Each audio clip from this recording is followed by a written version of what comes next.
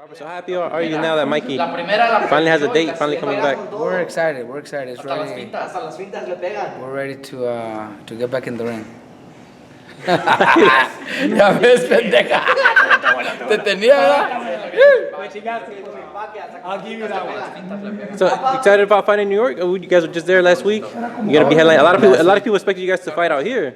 And you guys are But fighting. it was just something. It was what came up. That's the only spot that was available, and Luda Bella and Steven Espinosa Showtime, and of course Al Heyman were able to put that together. So that's of course Mikey would have preferred his first fight back here in LA or at least in the West Coast, but now we're very grateful that they were able to put that together, and now we're going to New York. And people showed us a lot of love over there. I saw.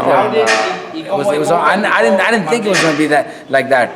It was unbelievable, and I'd say most of the people there were not Mexican, Puerto Rican, Dominicans. We met a lot of people from Honduras. Oh wow! Yeah. There's a lot of people from Central America, and they were all there supporting Mikey. So I'm pretty sure we have a good crowd of fans cheering for Mikey. How hard? Mikey personally can tell me, but for you, how hard was it to see him for 2.5 years, not being able to get in the ring and do what he does for a living? How difficult situation was that for you guys in the family? I guess at first it was a little bit awkward and difficult because talking to my dad, he's the one that was pretty much wanting Mikey to get in the ring. But after Mikey decided, I'm gonna go all the way, I'm gonna go through. We supported him, and it didn't become frustrating. It just became support. It just became support. It took a little bit longer than what it should have taken, but it was, we were supporting him and backing him up to the fullest. That's how we did it. Me and my dad and Mikey, we agreed that was the decision. At first maybe my dad, myself, maybe trying to work something out, trying to tell Mikey, let's figure something out, because we didn't want to see him out that long. But when we seen that he was the last one to be worried or he didn't care, we're like, all right, well then we gotta support him. I keep working. My dad's retired. My dad's doing fine. I still keep working fighters and staying busy with my fighters, so it wasn't like we missed out on 2.5 years, but that was his decision, and we supported him, and he went through it, man. He manned up and went through it. Very few could go through that. Is there any pressure on you guys to how he's going to look? Because a lot of people are going to judge him off this. So after 2.5 years, they're going to see, and obviously it's going to be Russ. I know he's been in the gym, but do you guys feel any pressure to put on a big performance or a knockout performance in there, Robert?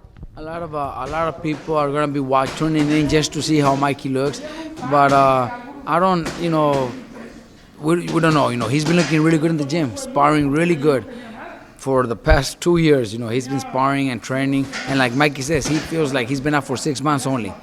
So that being said, I think he's gonna have a really good performance. I think he's gonna look sensational. I think he's gonna look like if he didn't take some time off. But then, in the ring, we might see a little bit of rush. That I don't know. We'll find out on the 30th. But me personally, I think he's gonna look good. It's funny. He told me he thought the ceiling for him was 140, and now maybe even 147 might be the ceiling. Do you see him going up higher than 140, Robert? Or do you think that's where Mike is gonna kind of be his best at? Look, in this business right now, the reason I see Mikey moving up in weight division, and like my dad says, 135 and 140, that could be enough. That's already a four division world champion. But I see Mikey winning titles at 147 too. Look, and the reason I see that is because most of the champions nowadays that are winning titles at 147 are champions that have moved up in weight also, that have been 130, 135s, 140s, and eventually 147. So Mike, why can't Mikey do it? Yeah. We're not fighting. I'm not talking about welterweights that are big, huge, solid 140 that come down from 160, 170 to 147. These guys, most of the guys are guys that have been moving up in weight too. So I don't see why Mikey can't do it. Even my dad says only 4. I think Mikey's going to be a 5-division champion. And I'm telling you, if there's champions even at 154 that are that are same way, that have moved up in weight, and that might not be way too big for Mikey. Why not even do it at 154? You know, maybe even at a catch weight. You see it a lot now. You Yeah. see it a lot. You know, Pacquiao did it many times. And even if they were not catch weights, Pacquiao was fighting welterweights and beating welterweights, knocking welterweights out, coming in at 142, 143. He became a champion at 154 pounds too. That's So Mayweather did the same thing. Mayweather became champion at 154. Mayweather's first title was at 130. Yep. So why won't Mikey be able to do something like that too? You know, 154. Mayweather never had to weigh 154, 151, 152, and still become champion at 154. So Mikey could do the same. Canelo became champion at 160.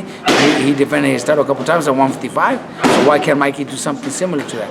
Everybody else is doing it. So that's why I'm telling you that I think Mikey's capable of winning titles, at least up to 147 he is. And 154 only if there's a good opportunity and maybe a catch weight or something like that.